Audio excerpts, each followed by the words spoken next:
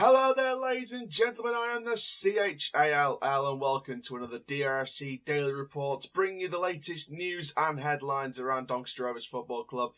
So, let's get straight into this one then. Today we were speaking about a few different topics. We were speaking about George Miller, James Maxwell, the vast array of injuries at the club.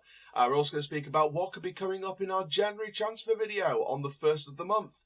Speaking about what positions we may need in the window. So before we get started, of course, let's just give you the basics of the channel. Please like the video, comment down below your thoughts and feelings, subscribe if you're new around here, click the notification bell so you never miss a YouTube video. We have got plenty of content to come. We've got the vlog coming up from the Morecambe game in just a few days. We've also got Bradford on Mad Friday. I mean, Mad Friday just sounds as mad as a box of frogs, but there we go. So we've got the Bradford game coming up the following week as well. We've also got our away trips to Notts County and Mansfield coming up. So we're going to have a vlog from Boxing Day, a vlog from the 29th. It's going to be a very, very busy month on the channel for Rovers content. Please stay tuned for that. And of course, leading up to that big video, or that big video series starting on the 1st of January, on New Year's Day 2024, from the January transfer window. So let's get straight into this. Let's start with our first story. Well, I guess it's like a first and second part story about the injury concerns. Now, this is following the Accrington game. We are going to speak about the Accrington game as well, because I did get a chance to watch it back the day afterwards, and it's sort of like 24, 48 hours settle before, at least before sort of giving my quick thoughts on it. We're not going to go too much into detail about it, because obviously it's a general news update. But we'll speak first on the injuries and then speak about the Accrington game before going into stuff about January. So let's start off with some injury stuff then. Story from Grant McCann in the press conference after the draw with Accrington Stanley. From the injury concerns to the people like George Miller, James Maxwell, numerous other players. So we're going to share Grant McCann's words, share my thoughts on it, my fears about it, what this means for the January window. So let's start off then with George Miller. Grant McCann's official word was this: George Miller we may not see again this season. He's going to have an operation. It has just been horrendous. That was the second half of that quote involving George Miller specifically. Obviously he spoke about other injuries as well. Westbrooke's going to need an operation, possibly keep him out for 3 months. James Maxwell's struggling with his knee. He may need an operation. He tried to train on Thursday but was apparently too sore. We'll see how he is, but he made an operation to clear up his knee. Could keep him out for at least 3 to 4 weeks. John Taylor might be back around January, February. Lavery we might not see again this season. Miller we might not see again this season. Westbrooke's a possibility, but he's going to have this operation, so hopefully that'll just be a 3-month wait, and hopefully we'll see Westbrooke before the end of the campaign. Obviously, we've still got many other injuries. We've got Long out till the new year. We've got a couple of other players like Faulkner, Ravenhill. Ravenhill's out for a full year in total. Faulkner's out for quite a few months. So we've got quite a few players out heading into sort of the 10 mark here, around about. I think we've generally got more injuries on our list. I think the amount of injuries on our list, our injury list, is actually the amount of times, like, -50 that Wally Coyote's tried to catch Speedy Gonzalez in Looney Tunes. It's generally quite a long list. It's got a bit shorter from previous times, but it's still a long list. Wally Coyote's not caught Speedy Gonzalez more times than that. But it does worry me. It does worry me. First of all, George Miller, he was a goal scorer in a pretty horrific season last season for Doncaster Rovers. And I think that, George Miller's a pretty good goal scorer at this level. He can be an efficient goal scorer at this level. It's just a shame we're probably not going to see him for the rest of the season now. We may not see him for the rest of the season now, is the word from Super Grant McCann. But it's gutting for George. I'm gutted for George because I think he can be a great player with Mo Farah, with Joe Ironside. But I think that strength only strengthens what McCann said previously, that we are looking at a striker in January. And I think we're pretty much going to secure a striker, at least one striker in January, maybe even 2, with the news that Miller might be out for the rest of the season now, and with Lavery potentially out for the rest of looks like Lavery's going to be out for the rest of the season as well. With those 2 out, you've only got Mo Farah and Joe Ironside, and below that you've got Jack Goodman, who I spoke to his family on the Tuesday game against Nottingham Forest in the trophy, and in my personal opinion, I think Jack Goodman needs a loan out for the rest of the season to give him some regular game time lower down the pyramid. So if you're going to go on the basis of loaning Jack Goodman out and you have Lavery and Miller out for probably the rest of the season, you're going to need at least one striker, probably even two strikers. Now, I know for a fact there's going to be people on the comment section now thinking, well, Rovers, all these injuries again, why haven't they done something about it? I would just like to add, and I did check this before saying this, and I have seen it on there, around the middle of August this year, there was a news article from the Free Press that stated that Rovers had launched an investigation over, what was happening with these injuries, what the cause of these are. It's not going to be a quick fix. It's going to be a long-term process. We brought in a brand new head of medical, who, by the way, I like the sound of. He was recently at Bristol City. He was in non-league with Curzon Ashton, but he was part of the medical staff as part of Leicester City's title win in the Premier League, part of Leicester City in the Championship, part of Leicester in League One, and part of Leicester in the Premier League. So we've got a great, great guy heading up our medical department. It was devastating to see Carl go. Obviously, he's gone back to the rugby side now and into a different rugby team. But it was hard to see Carl go because he's a nice guy. But to bring, I think his name's David in, who, I think's got that much experience at that high level in the past, I think could be only a good thing for us. And I think it could be taking these steps to just make those extra improvements here and there and just try and build new bridges going forward. So for me, I think it's a good appointment. Obviously, it's not nice to see anyone go. I do wish Carl the best of luck with next destination, but I think David coming in I don't think it's a replacement, but I think with him being the new head of medical, I think could be a wonderful appointment with his experience. This investigation isn't going to be a quick announcement. That if they've launched an investigation back in August this year, so only 3-4 months ago, it's not going to be over in 3-4 months. It's going to be, a longevity investigation. It's going to be, you're probably looking here at an investigation that's probably going to take at least a year or two, because you're going to be investigating injury situations over the last 2-3 seasons at least. So it's going to be a long investigation. Not too long. I think it's going to be a long one of some kind. So I wouldn't expect an answer from that for a while yet. But I think an answer in the next season or two might come at some point. But yeah, like I said, overall, it's gutting about the injuries. And, like I said, I'm going to speak about the January window at the end of the video, but I think it only prompts the kind of things we need to be looking for in the January window in terms of recruitment. Before we go into the January window, though, we need to speak a little bit about the Accrington Stanley match. We're not going to speak too much about it, but I am going to speak a little bit about it because I did go back and watch it. That had more rainstorm than a tornado valley. But I felt so sorry for the fans that travelled to Accrington. Fair enough. Accrington, compared to other grounds, got their pitch on, sorted, brilliant. It's good that the game went ahead. But the Rovers fans were standing there freezing, like Mr. Freeze on ice. It was double freeze. So I felt sorry for every single fan that went because I could see they were cold from the pictures they took. But yeah, overall, I think the game reflects the conditions. Overall, I think a 0-0 draw was a fair result given the conditions. Lewis Jones, born and bred goalkeeper in Donny, absolutely did fantastic. Deserved that man of the match. Deserved a clean sheet. Finally deserved a clean sheet. I was so glad for him. And, we did have some good chances. Biggins off the bar, bar Biggins. Not Jar Jar Binks, bar Biggins. Harrison hit the bar. It was close in the second half. We did well to weather the storm at times as well. I think Accrington tried to come forward a few times. And, we weathered the storm quite well defensively. We were solid. I think Owen Bailey, again, consistent. And, it was a good earned point, despite, depending on the fact that we never really get any points at Accrington at all. I think historically we've never got any points at Accrington in league games. So, or not for a long, long time at least. At least, I think, 40, 50 years, I think it is at least. Maybe ever.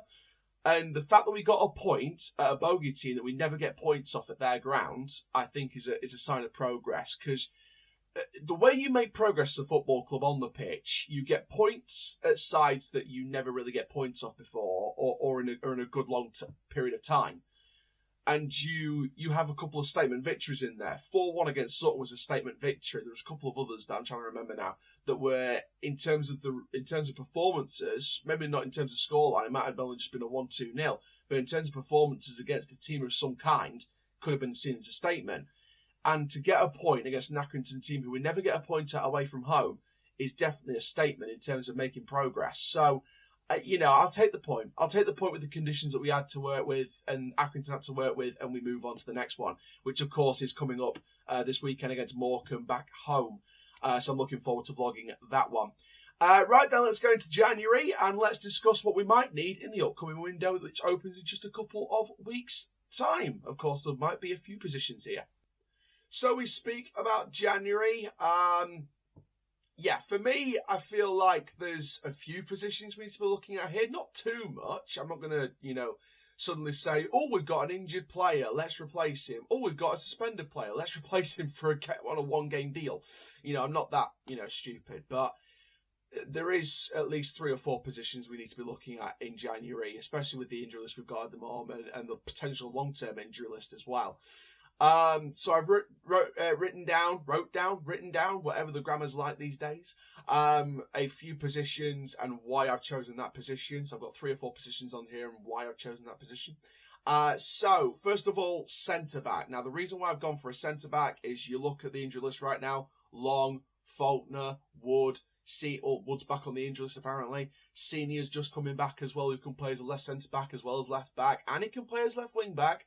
But my personal preference is left back in a back 4 or left centre back in a back 3. That's my personal preference for Senior. We can play him as a left wing back, but I think Senior's a more defensive fullback. I don't think he suits wing back as much as Maxwell. Of course, he might have to play that role now, and Nixon's going to have to adapt from right to left as well, with Maxwell being out now for at least 3 to 4 weeks potentially.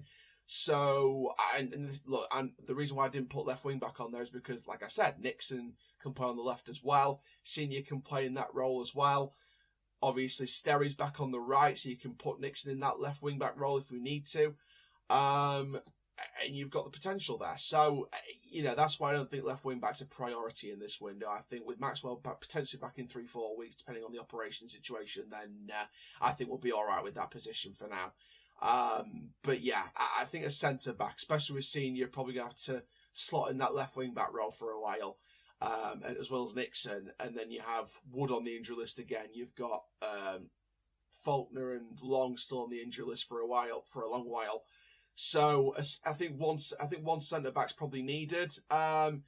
A centre midfielder, we definitely need at least one centre midfielder, maybe even 2. I mean, comment down below if you get 1 or 2 if you're going to get a centre midfielder. I'm going to stick at 1 for now because I think the centre midfielders we've got already are all right. I think Westbrooke being out is a shame.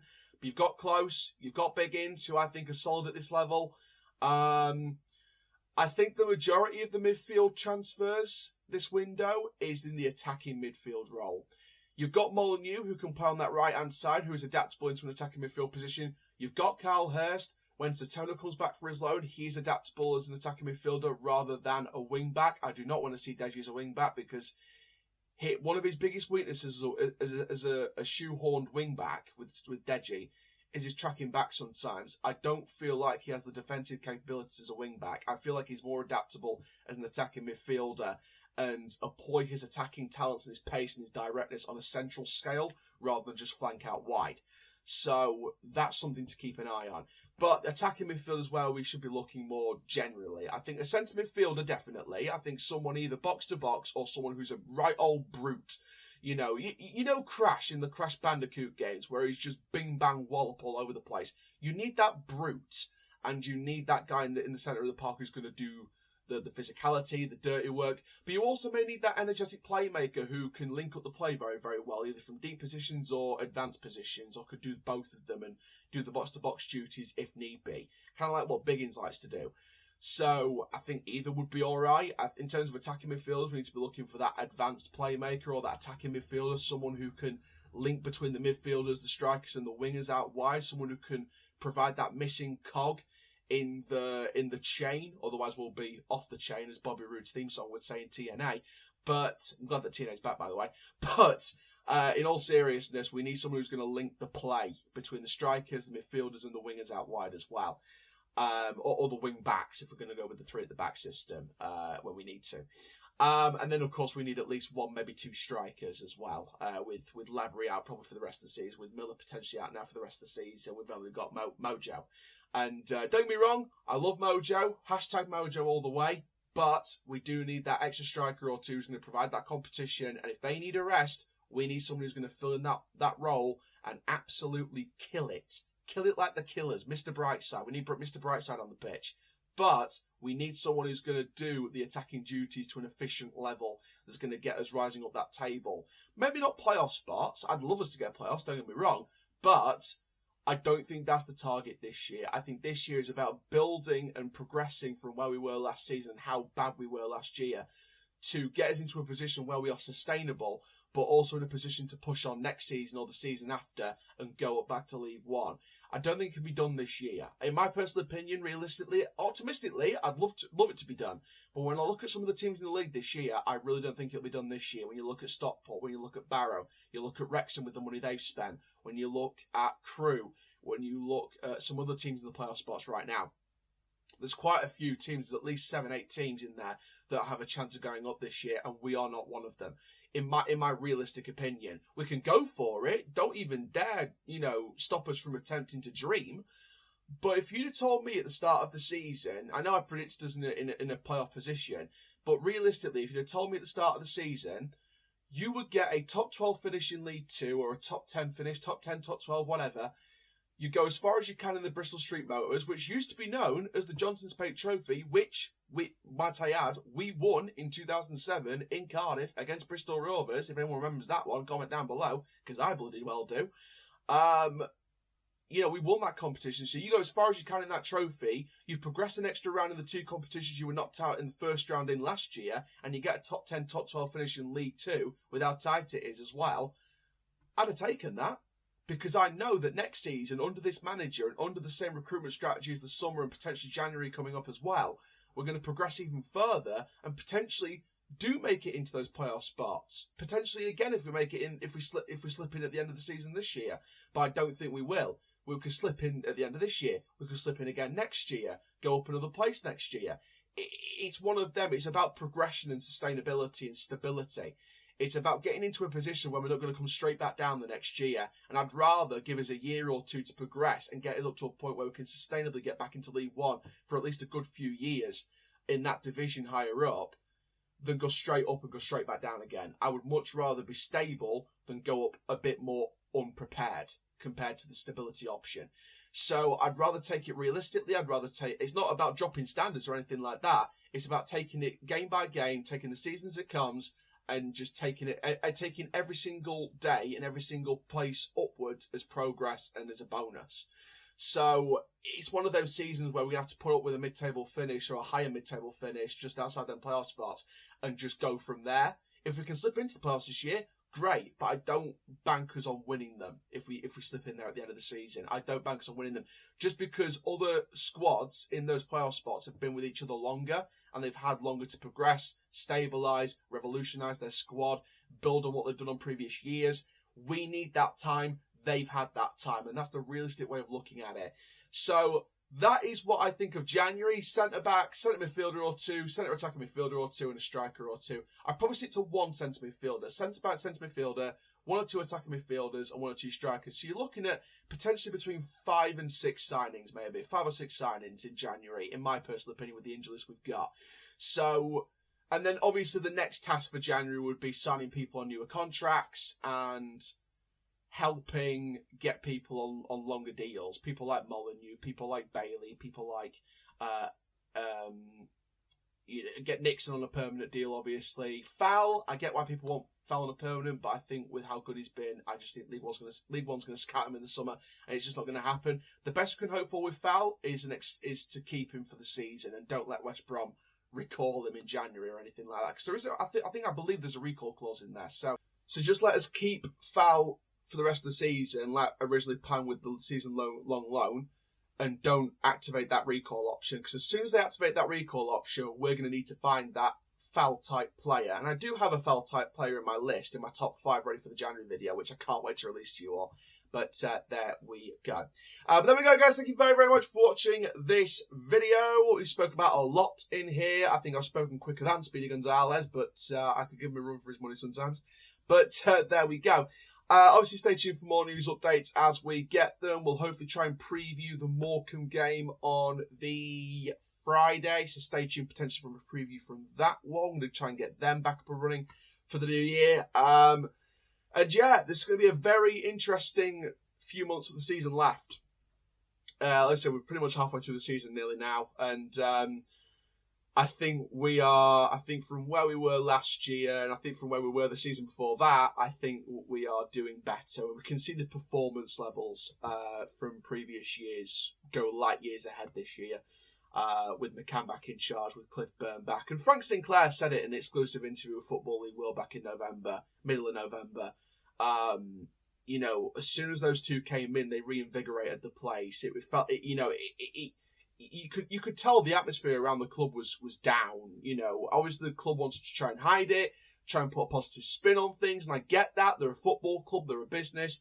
They're trying to put the positives out there, try and get the fan base to not buy into the positives, but get the fan base to swing with the positives. And I think after the previous few seasons, I don't think the majority of fans were swinging that way. You saw by some of the protests that happened at the end of last season, and at least at the very minimum, the second half of last season, definitely. Plenty of protests on social media for years and seasons. And you saw the physical protests, albeit in, it wasn't like Reading numbers in terms of protest numbers. However, there was still a section of those supporters who were willing to put themselves on the line in front of the club and physically protest.